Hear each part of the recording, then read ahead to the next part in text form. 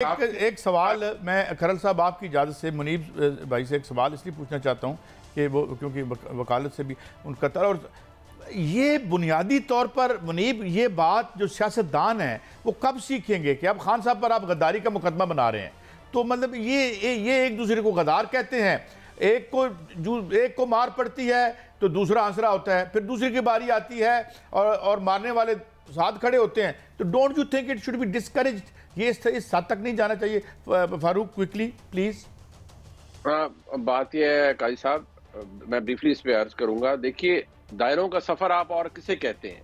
अगर आपने एक दूसरे के साथ यही करते रहना है तो मार्क माय वर्ड्स, जो आज इमरान खान साहब के साथ हो रहा है वो another 5 years 6 years down the line है, मे बी सूनर किसी और के साथ हो रहा होगा और ये काम इसी तरह चल रहा होगा। ये कोई रुकता तो नहीं है ना। दूसरी बात ये है, मैं सिर्फ इतना अर्ज करूंगा कि जब तक हम ये नहीं तस्लीम करेंगे कि अगर आप कोई एक इक़्तिदार में किसी को रौंद के इक़्तिदार में आया है, किसी को सियासी तौर पर एलिमिनेट करके आया है और वो इक़्तिदार में आया, और जब तक वो उसको एक्नॉलेज नहीं करेगा कि हाँ यार मैंने गलत किया इसलिए मेरे साथ गलत हो रहा है, लेकिन अब मजीद गलत नहीं करना, तो फिर शायद आप इस दायरे को तोड़ पाएंगे और इससे बाहर निकल पाएंगे।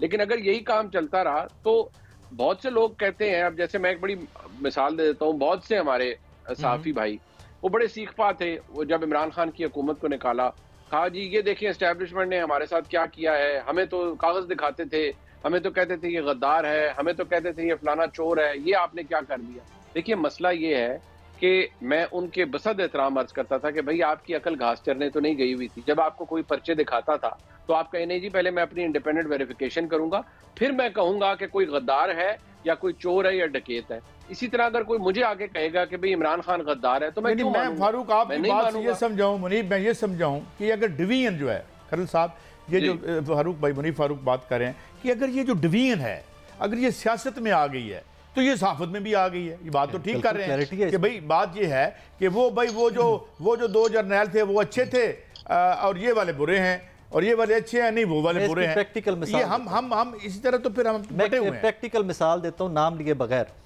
चंद दिन पहले हामिद मीर साहब ने कहीं पर अनाउंस किया, लाहौर में आसमा जहांगीर फाउंडेशन पे यहाँ पर आए हुए थे वो कॉन्फ्रेंस पे, उन्होंने अनाउंस किया जी मैं कुछ सहाफ़ियों का ग्रुप बनाने जा रहा हूँ जहाँ पर तमाम एंकर इकट्ठे होंगे और कल को किसी पर भी प्रॉब्लम आएगा तो हम इकट्ठे आवाज़ उठा सकेंगे एवरीथिंग।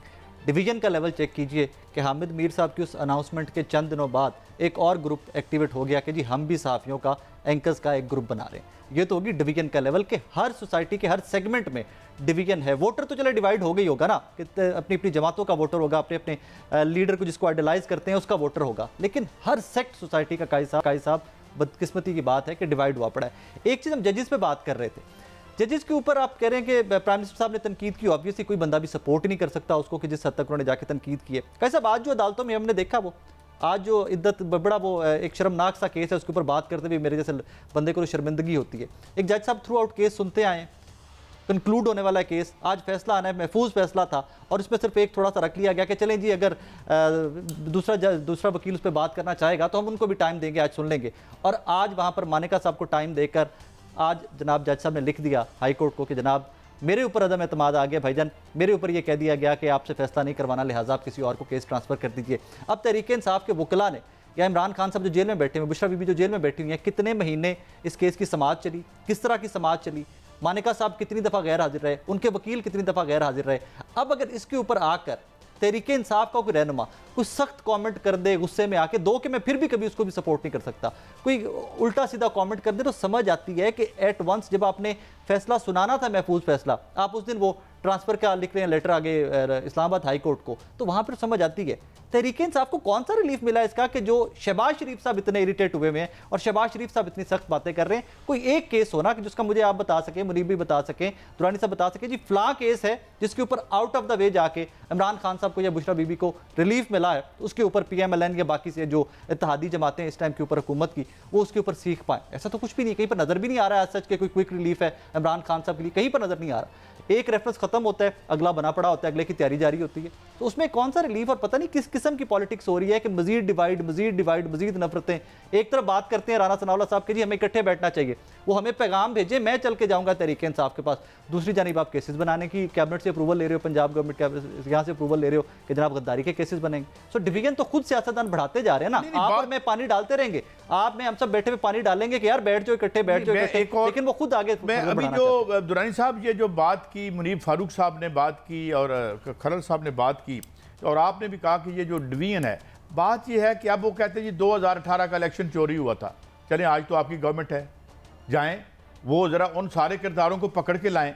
यार इंडियन रूलिंग क्लास है, इंडियन रूलिंग क्लास से मुराद उनकी जो डेमोक्रेसी है, आपस में लड़ रहे हैं, मोदी ने उधम मचा रखा है, केजरीवाल को अंदर किया हुआ है, मगर मजाल है कि रियासत का कोई इदारा अंदर आके मुदाखलत करे। तो ये क्या, ये चूंकि फिर गलती तो हम में है ना कि हम साफ़ी हों तो डिवाइडेड, सियासतदान हो तो डिवाइडेड, और वो भी अपनी ज़ाती मफादात पर। काई साहब, कल मैंने खिताब सुनने के बाद थोड़ा सा हिस्ट्री में अपने दिमाग को घुमाया तो मुझे पता चला कि 85 से 24 तक 10 इंतखाबात हुए हैं, जिसमें से 8 इंतखाबात पे ये एक्विजिशन है कि उसको मैनिपुलेट किया गया या उसके अंदर मौजूद हुकूमतों को हटवाया गया मियां साहब पे उसकी एक्विजिशन। ठीक है जी।